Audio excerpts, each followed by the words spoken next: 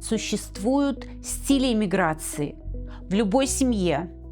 Первое – это ассимиляция, когда человек вообще хочет раствориться в новой среде. Второй стиль – это стиль сепарации, то есть когда человек полностью остается как бы в своей скорлупе, в скорлупе своей культуры и не хочет общаться, не хочет или не может учить язык. Третий стиль иммиграции – это интеграция.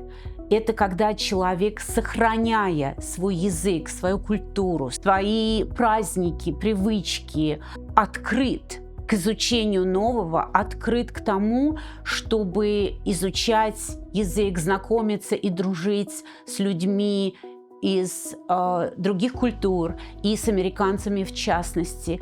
Этот человек, который интегрируется в культуру при сохранении своей собственной. Ну и последний стиль не очень позитивный, это когда человек выражает свой негатив и по отношению к культуре своей страны, из которой он переехал, и ему ничего не нравится здесь, в новой стране. То есть это полностью негативизм.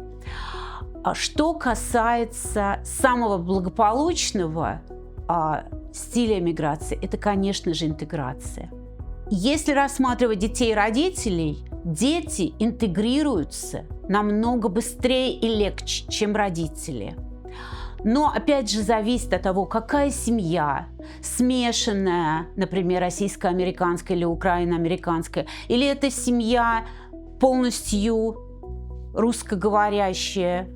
От этого очень много зависит. И очень много зависит от того, как влияет на детей. Дети зачастую просто интегрируются, ассимилируются, не хотят говорить на языке, не хотят следовать каким-то культурным нормам, не понимают многих вещей. Особенно дети, переехавшие сюда в раннем возрасте, или дети, которые здесь родились. Даже в русскоговорящей, например, или украиноговорящей семье.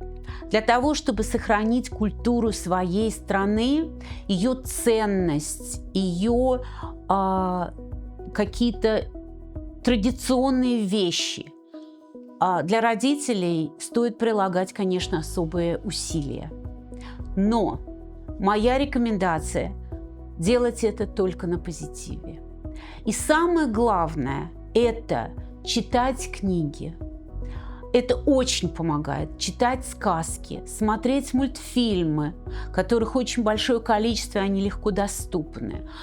Это петь песни с ребенком, отмечать праздники, рассказывать о каких-то праздниках, которые не свойственны той стране, в которую мы переехали. Например, в Америке не очень празднуют 8 марта, женский день.